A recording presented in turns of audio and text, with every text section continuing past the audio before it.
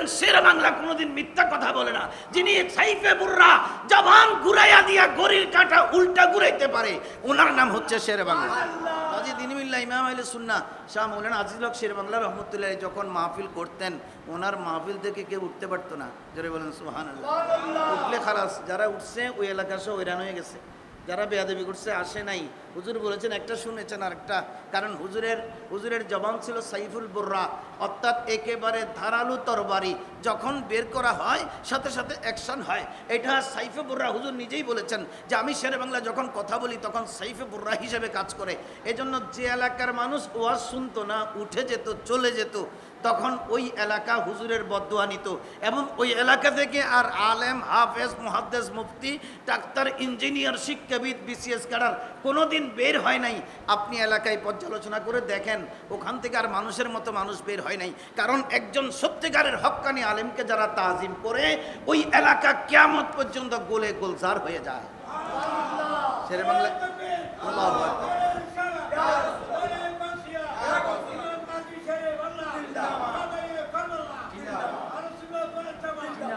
এটা আমাদের বাড়িতে হয়েছে এরকম ঘটনা। আমার বাবা বলছেন, আব্বা বলছে আমারে, কয় বেটা তোরা কি ওয়াজ করাস, তোরা কি ওয়াজ শুনস, তোদের এগুলো ওয়াজ না? কয় ওয়াজ ছিল যে শেরে বাংলা রহমতুল্লাহ ওয়াজ। আমি কী ব্যাপার? যে আমাদের ফুবের বাড়িতে, অর্থাৎ এই আমাদের বাড়িতেই ইনাদের আমাদের আব্দুল মোনাফ সাহেবদের, মরহুম আব্দুল মোনাফ সাহেবদের বাড়িতে মাহফিল ছিল। তো হুজুর বলছেন যে আমি জাস্ট 12টা বাজে আসবো আনোয়ারা থেকে ওয়াজ করে, জাস্ট 12টায় আসবো ইনশাআল্লাহ, তোমরা চিন্তা করিও না। তো বলে যে আমরা সবাই 12টা পর্যন্ত বসেছিলাম, 12টা থেকে 12:30 আকাশের মেঘের অবস্থা খুব খারাপ। এখন হুজুর আর আসবে না এই চিন্তা করে আমরা মাহফিল বন্ধ করে শেষ করে মিলাদ, কিয়াম, দরুদ, সালাম সব কিছু করে আমরা চলে গেছি। যখনই বাড়িতে পৌঁছেছি হুজুর এসে পৌঁছেছেন, মাইকে বলে দিয়েছেন শের বাংলা এসেছেন। আসবার সাথে আমরা আবার ঘুম থেকে উঠে সবাই ওনার মাহফিলে চলে এসেছি। ঘুম থেকে উঠে মানুষ কোনদিন মাহফিলে আসে? জীবনও আসবে না। কই কেতা নিছিস, ঠান্ডার দিন, দরকার নেই। কিন্তু হুজুর শের বাংলা রহমতুল্লাহ সেদিন একটা জবানের সত্যতা দেখাইছে। কয় কি ব্যাপার, তোমরা চলে গেলা কেন? কয় আমরা চলে গেছি যে আপনি বলেছেন 12টায় আসবেন, এখন বাজে 1টা, এতক্ষণ যখন আসেন নাই নিশ্চয়ই আপনার কোনো অসুবিধা হয়েছে। হুজুর বললেন তোমাদের হাতে কি ঘড়ি আছে? কয় ঘড়ি আছে। ঘড়ি 2-4টা ছিল তখন, মানুষ সবাই গরিব। কয় ঘড়িগুলো দেখো টাইম কতদূর হয়েছে। প্রত্যেকটি ঘড়ি দেখে দেখলেন ঘড়ির কাঁটা তখন 12টা সুই সুই।